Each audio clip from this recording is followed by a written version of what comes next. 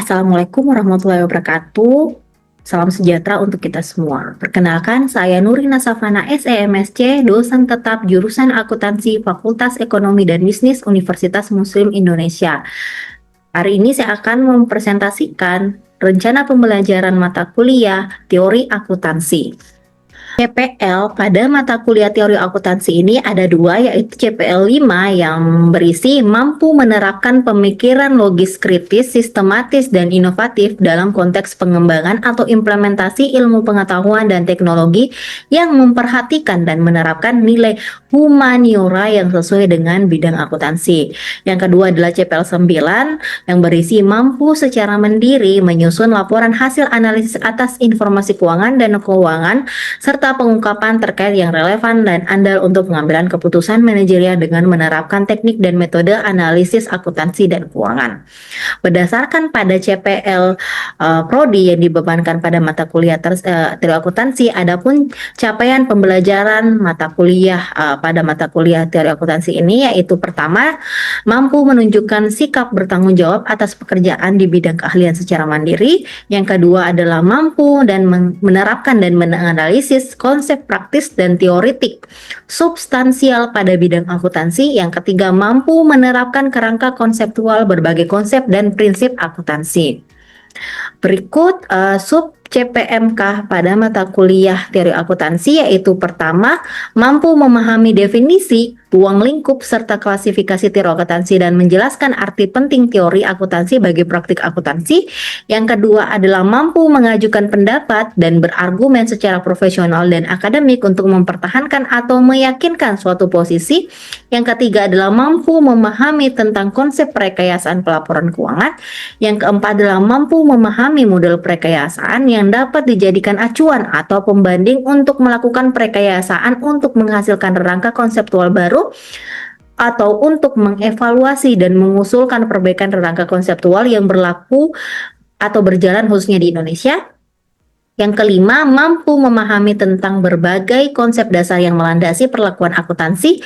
Yang keenam, mampu memahami tentang konsep yang melandasi pengertian, pengukuran, penilaian, pengakuan, dan penyajian aset, kewajiban, pendapatan, biaya, laba atau income, ekuitas, dan tentang berbagai isu yang berkaitan dengan aset, kewajiban, pendapatan, biaya, laba atau income, ekuitas sebagai elemen statement atau laporan keuangan dan laba rugi.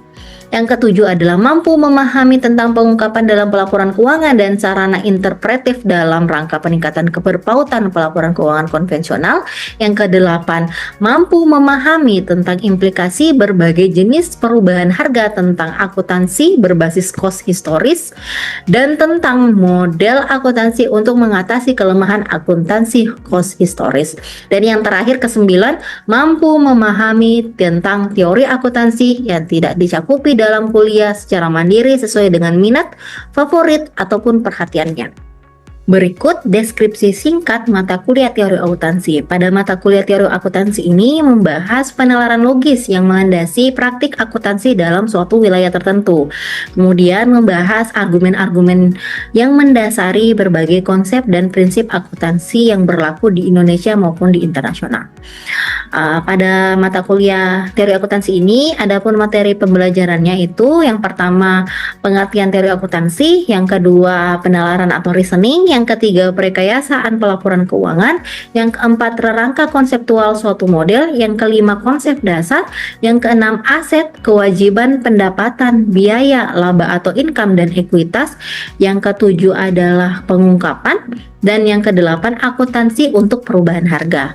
Adapun pustaka yang digunakan dalam mata kuliah teori akuntansi ini yaitu pertama bukunya dari Suarjono tahun 2010, teori akuntansi perekayasaan laporan keuangan. Yang kedua menggunakan buku Wolf, Harry dan Dodd, James Ternimic Michael 2004 terkait dengan Accounting Theory, Conceptual Issues in a Political and Economic Environment, edisi ke-6, dan yang terakhir buku dari Sofyan Safri Harahap, buku Teori Akuntansi, edisi revisi 2011. Berikut adalah gambaran pemetaan capaian pembelajaran mata kuliah pada kemampuan akhir tiap tahapan belajar atau sub CPMK. Pada pertemuan pertama yang ingin dicapai adalah CPMK 1, pada pertemuan kedua CPMK 2, yang pertemuan ketiga CPMK 3, keempat CPMK keempat, pertemuan kelima CPMK 4, pertemuan keenam itu adalah CPMK nomor 6 dan 7. Pada pertemuan ke-7 pada pertemuan ke-9 itu CPMK 6, pertemuan ke-10 juga CPMK nomor 6, 11 dan 12 CPMK nomor 6. Kemudian pada pertemuan ke-13 itu adalah CPMK ke-7, dan pada pertemuan ke-14 CMK 8, dan pertemuan 15 CPMK 9 sebelum ujian akhir semester.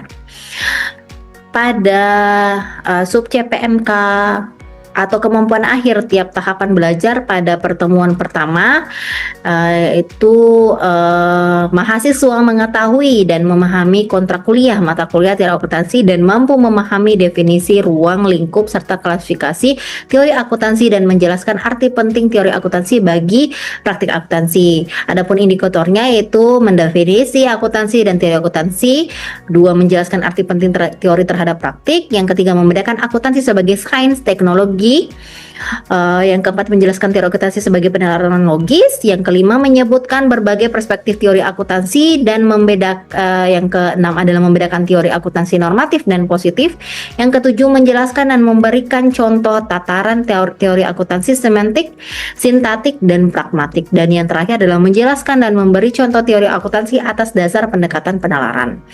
Adapun bentuk dan kriteria penilaian pada mata kuliah teori akuntansi sub CPMK 1 pertemuan pertama, yaitu bentuknya dalam bentuk partisipasi kelas, bentuknya itu diskusi, dan kriterianya sesuai dengan rubrik yang ada di lampiran rencana pembelajaran semester.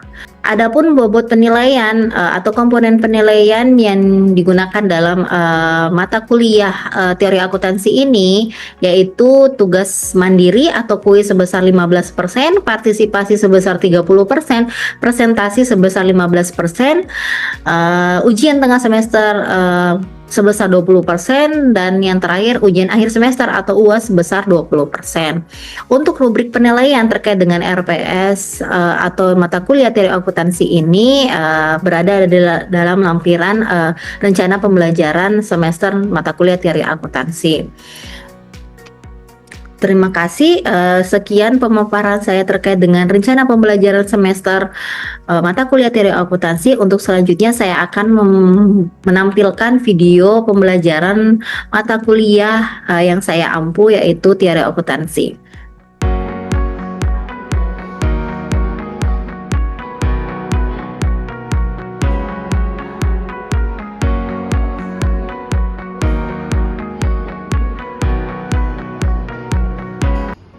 Bismillahirrahmanirrahim. Assalamualaikum warahmatullahi wabarakatuh. Waalaikumsalam warahmatullahi wabarakatuh. Hari ini kita akan belajar mata kuliah teori akuntansi. Di pertemuan PASB menyebut dan menjelaskan fungsi dan tujuan pengungkapan, menjelaskan dan memberi contoh interpretif dalam rangka peningkatan pengetahuan pelaporan keuangan profesional. Nah, adapun indikator-indikator dalam pertemuan hari ini persentase sebanyak 15%, ujian tengah semester 20%, dan ujian akhir semester 20%. Untuk pertemuan hari ini kita membahas adanya ungkapan dan sarana interpretif.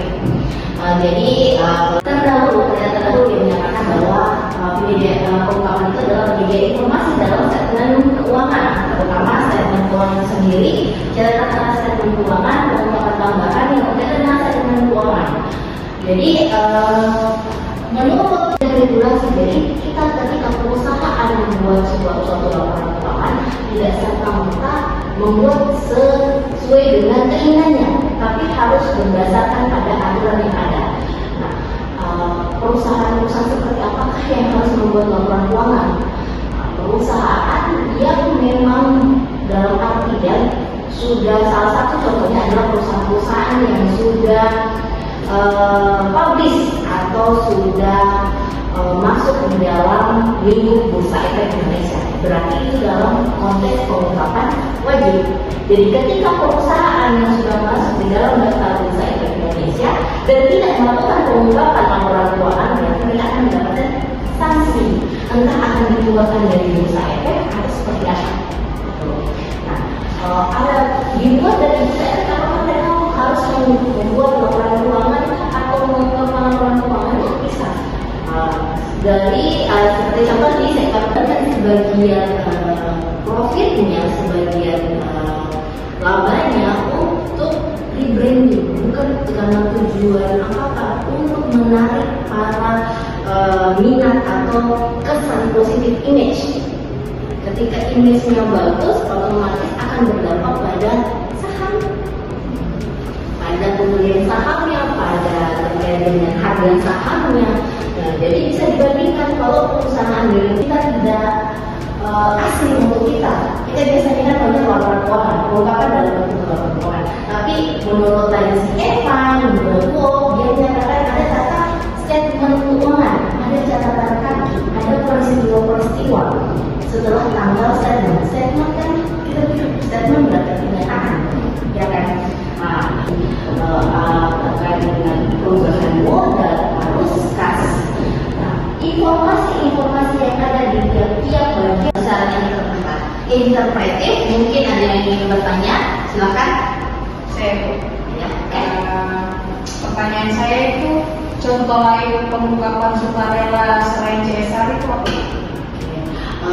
Pengungkapan sukarela ada event apa yang dilakukan oleh perusahaan, atau misalnya perusahaan ini juga menyumbangkan dana untuk pendidikan misalnya, itu salah satu contoh literasi keuangan. Pasti kita sebagai atau kalian sebagai generasi muda kan sudah mulai terkait dengan saham, bitcoin dan lain sebagainya. Nah, kalau kita bicara saham, berarti kita harus melihat bagaimana kesehatan perusahaan tersebut. Nah, untuk melihat kesehatan perusahaan, kelangsungan perusahaan, kita lihat dari pengungkapannya, entah itu pengungkapan dalam bentuk laporan keuangan atau pengungkapan di luar dari laporan keuangan, tentang CSR atau pengungkapan terkait dengan apakah dia menyumbangkan dananya untuk pendidikan atau untuk misalnya terkait dengan yatim piatu, atau misalnya ada disisihkan untuk dana untuk mengcover misalnya daerah-daerah yang terkena dampak bencana seperti itu. Oke, mungkin kurang lebihnya untuk pertemuan hari ini. Saya ucapkan terima kasih atas kehadirannya. Sekian dari saya. Wassalamualaikum warahmatullahi wabarakatuh.